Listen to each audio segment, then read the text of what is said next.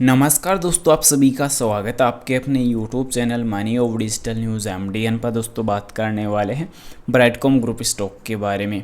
So guys, ब्राइडकॉम group में आज फिर से एक बड़ी गिरावट हमें फेस करनी पड़ चुकी है और दोस्तों मार्केट में जो गिरावट नजर आई है तो वो कहीं ना कहीं दोस्तों काफ़ी निराशाजनक रहने वाली है।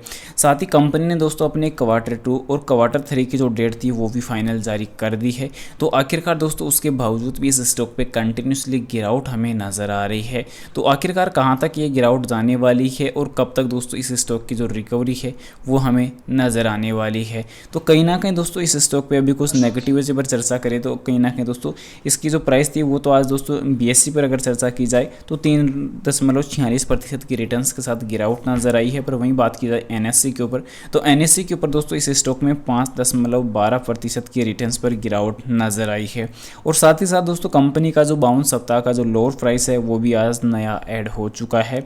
52 लोअर सप्ताह का दोस्तों ₹6.86 इसकी नई ऐड हो चुकी है। पर कहीं ना कहीं हम कंपनी के मार्केट कैप पर अगर हम चर्चा करें तो 1387 करोड़ का कंपनी का मार्केट कैप नजर आ रहा है और कंपनी की बुक वैल्यू ₹34.70 की काफ़ी शानदार नजर आ रही है। क्योंकि दोस्तों कंपनी के कुछ बेसिक डेटाबेस की वजह से नहीं दोस्तों, ओनली कंपनी के मैनेजमेंट की वजह से और कंपनी के मालिकों की वजह से कंपनी बर्बाद हो रही है। क्योंकि दोस्तों कंपनी के अंदर काफ़ी अच्छी पॉजिटिविटी नजर आ रही है अभी की वर्तमान हाल डेटाबेस के अनुसार। क्योंकि कंपनी के अंदर अब एक अच्छे स्टॉक की पहचान के लिए जो रिक्वायरमेंट होती है उन चीज़ों पर अगर हम बात करें सबसे पहले तो एक अच्छी स्टॉक की पहचान के लिए दोस्तों उस चीज़ की मायने रखती है कंपनी की जो है सेल्स की ग्रोथ और प्रॉफिट की ग्रोथ है। तो प्रॉफिट की ग्रोथ अभी के टाइम कंपनी की अगर हम चर्चा करें तो 30.6% की जो है अभी के टाइम प्रॉफिट की ग्रोथ जो है नजर आने वाली है। साथ ही साथ सेल्स की ग्रोथ काफ़ी शानदार रहने वाली है जो 30% की बनी हुई है। प्रॉफिट मार्जिन हाई होना चाहिए कंपनी का। तो दोस्तों कंपनी का अभी के टाइम ऑपरेटिंग प्रॉफिट मार्जिन पर अगर चर्चा करें तो 29.5 का ऑपरेटिंग प्रॉफिट मार्जिन नजर आ रहा है। और उसी के साथ साथ दोस्तों कंपनी में अगला जो स्टेप माना जाता है कि कंपनी के ऊपर या तो कर्ज बिल्कुल भी नहीं होना चाहिए या कंपनी पर जो कर्ज है वो कम से कम होना चाहिए। तो अभी के टाइम कंपनी ऑलमोस्ट टोटली जो है कर्ज मुक्त नजर आ रही है। तो काफ़ी पॉजिटिव पॉइंट यहाँ पे बनने वाले हैं। और उसके बाद जो देखने को मिलता है कि जितना कंपनी का पी रेशियो कम होगा उतनी प्रॉफिट की ग्रोथ में जो है तेजी नजर आएगी। और कंपनी का पी रेशियो ऑलरेडी यहाँ पे देख सकते हैं कि 0.04 का ही देखने को मिल रहा है। तो इसका मतलब कंपनी में यह भी काफ़ी पॉजिटिविटी है। रिटर्न ऑफ इक्विटी पर जो रिटर्न कंपनी का निकल के आ रहा है जो अभी के टाइम काफ़ी शानदार निकल के आएगा जो 22.3% का नजर आ रहा है।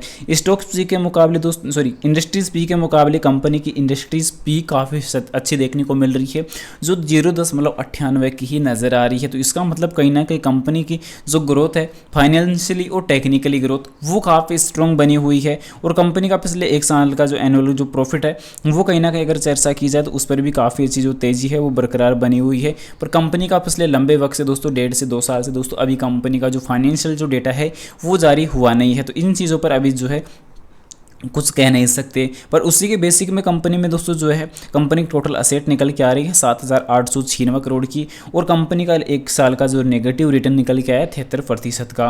क्योंकि कंपनी के डेप्थ ऑफ इक्विटी शून्य नजर आ रही है तो ये चीज़ काफ़ी पॉजिटिव है। पब्लिक होल्डिंग 71% की रहने वाली है और साथ ही साथ प्रमोटर्स की 18.5% की।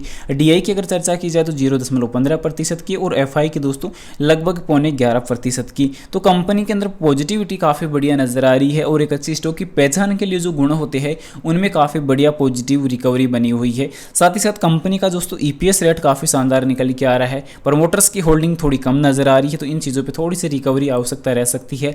पर कंपनी पे दोस्तों जिस प्रकार देखने को मिल रहा है कि आगे चलकर कंपनी एक अच्छा स्ट्रॉन्ग डेटाबेस क्रिएट कर सकती है और एक अच्छी तेजी हमें नजर आ सकती है। क्योंकि कंपनी के अंदर दोस्तों लगातार जो उतार चढ़ाव थे वो भी कंपनी के अंदर बने। पर कंपनी का पिछले एक साल से दोस्तों जो है कुछ डेटाबेस अभी देखने को मिला नहीं है। तो इस वजह से कहीं ना कहीं दोस्तों जो है कंपनी के इन्वेस्टर और कंपनी के दोस्तों जो निवेशक हैं वो कहीं ना कहीं एक बड़ी असमंज में भी पड़े हुए हैं कि आखिरकार कंपनी के अंदर चल क्या रहा है। क्योंकि दोस्तों कंपनी के अंदर पिछले टाइम जब किसी को पता ही नहीं था दोस्तों तब उसके बावजूद दोस्तों किसी को बिना बताए कंपनी से दोस्तों मैनेजमेंट जो पेमेंट थी वो अथोराइज कर रहा था और दोस्तों निवेशकों को भी पता नहीं चलने दिया जा रहा था कि आखिरकार कंपनी के अंदर से कितना अमाउंट विड्रॉ किया जा रहा है और कितना डिपॉजिट है। तो इसी वजह कहीं ना कहीं कंपनी के ऊपर दोस्तों जो है समस्याओं का जो पहाड़ है वो टूटता हुआ नजर आया और उसी के बाद कंपनी जो है है सवालों के घेरे में आ गई और कंपनी दोस्तों जो है सेबी की नज़र में पड़ गई। तो इसके बदौलत कहीं ना कहीं कंपनी की जो सच्चाई थी वो बाहर निकल के आई। पर दोस्तों जो सबसे नेगेटिव पॉइंट निकल के आया, इतनी चीज़ें दोस्तों सेबी को मालूम होने के बावजूद भी दोस्तों आखिरकार लंबे वक्त से कंपनी के ऊपर एक्शन